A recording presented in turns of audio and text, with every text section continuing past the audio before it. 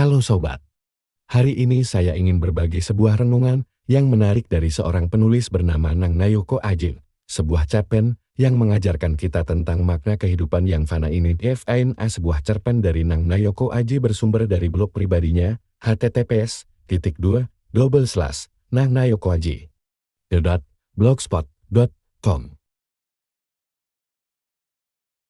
Apa sih yang tidak bisa buat aku? Dengan angkuhnya batinku saat itu, membanggakan diri sendiri. Siapa yang tidak merasa bangga? Aku masih muda, ganteng, kaya dan seabrek kemuliaan ada pada diriku. Dunia fana. Bagiku itu kata-kata klise, bukan hanya tidak berarti, tidak membekas sama sekali di hati, karena aku lebih suka berperilaku dan bergaya hidup yang hedonis, hingga aku cenderung individualis, juga sombong, karena menganggap diri sendiri lebih penting dari orang lain. Saat ini aku hanya bisa memandang langit-langit kamar via, tiba-tiba dokter memvonis ada penyakit yang bersarang dalam tubuh ini. Keadaan ini menjadi pukulan yang tidak dapat kuterima dengan mudah. Aku sering mengumpat, memaki keadaan, hari ke hari, bukannya bertambah sehat. Tetapi justru tubuh ini melemah, sakit semakin parah. Ngelimpruk koyo gombal amon ora ono regane. Gumanku mengatakan pada diriku sendiri, bahwa aku sekarang hanya bisa teronggok seperti pakaian bekas tak berharga, awakku lemes ora ono doyo, koyo balung luis dilolosi badanku lemas tidak ada daya. Seperti tulang sudah dilepas dari badan, lanjut gumanku berkeluh. Kembali menatap langit-langit kamar, Eternit yang aku bangun buat plafon beberapa tahun, yang dulu tampak bagus, sekarang rangka kayunya sudah ada yang keropos, dan bernoda bekas bocoran air hujan. Aku perhatikan juga, kat dinding kamar juga sudah mengusam. Dari itu aku terus merenung. Semakin menyadari bahwa menua itu sebuah keniscayaan, keangkuhan mulai terkikis, apa ini juga yang terjadi pada tubuhku. Dan kesepian kini melanda hari-hariku, di mana teman-temanku, bagaimana kalau aku mati nanti?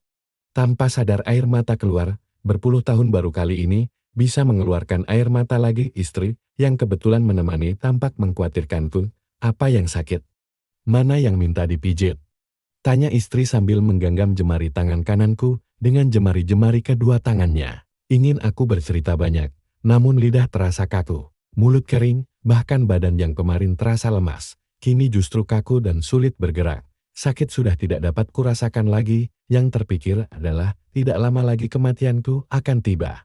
Hanya istriku, ya, hanya istri yang setia menemani walau dalam keadaanku begini. Kebanggaanku saat ini hanya pada istri. Sebelum menikah dulu berperawakan tinggi semampai. Setelah 30-an tahun menikah, istri tampak gemuk.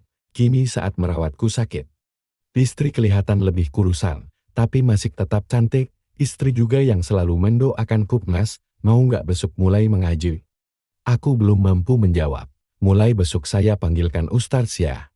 Selain berobat dokter, Mas juga harus mendapatkan siraman rohani, lanjut istri. Dan aku hanya mampu berkedip tanda setuju dan pasrah dengan kemauan istri. Setelah beberapa kali mendapat siraman rohani dari Ustadz, membuat aku bisa bersikap positif dalam menanggapi segala sesuatu di kehidupan ini.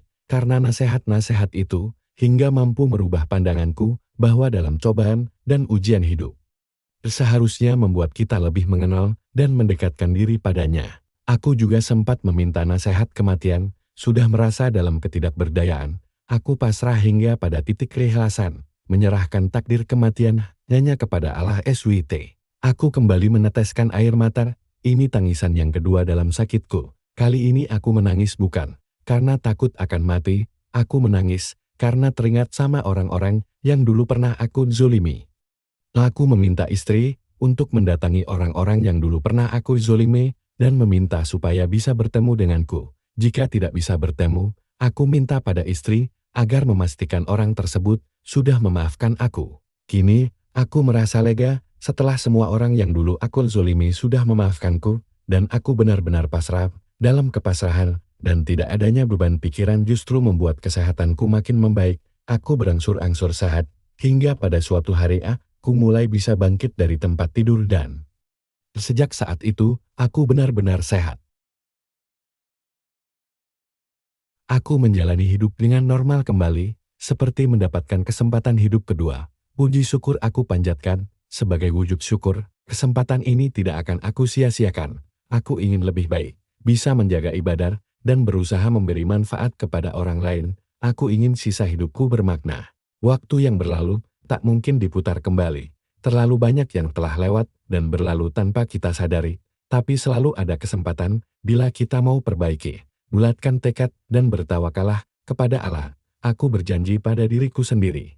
Melihat perubahan diriku, istri sangat senang sekali. Dari dulu istri yang menghendaki aku untuk bisa berhijrah. Aku yang dulu tidak menghiraukannya. Kini aku tahu istri menginginkan aku menjadi lebih baik. Aku jadi makin cinta dan sayang pada istri, hingga suatu sore sehabis istri mandi. Dia merasakan badannya tiba-tiba dingin, pusing, dan ingin muntah. "Apa kamu masuk angin?" kataku sambil memegang badan istri untuk mengecek suhu badannya. "Iya, dingin badanmu." Sampai gemetar istri merasakan kedinginan. Lalu, aku suruh dia tiduran di kasur dan aku beri selimut. Aku tinggal untuk menjemput dokter. Sesampainya dokter di rumah dan memeriksa istri, dokter mengatakan bahwa istriku sudah meninggal. Innalillahi wa inna ilaihi rajiun. Aku kembali pasrah, menyerahkan takdir kematian hanya kepada Allah SWT, yang dulu pasrah dan ikhlas menyerahkan takdir kematian itu buat aku sendiri. Sekarang buat istri tercinta. Kini aku makin sadar, dunia ini berputar, segalanya berubah. Yang tidak berubah di dunia ini, hanya perubahan itu sendiri. Samubarang ning donya ora ono sing langgen. Segala sesuatu di dunia ini, tidak ada yang abadi, fana. Bagaimana menurut sobat? Apakah Anda sudah menerapkan prinsip-prinsip ini dalam hidup Anda? Yuk, share pengalaman Anda di kolom komentar. Jangan lupa like, subscribe, dan aktifkan notifikasinya, agar tidak ketinggalan konten-konten inspiratif lainnya. Sampai jumpa di video berikutnya.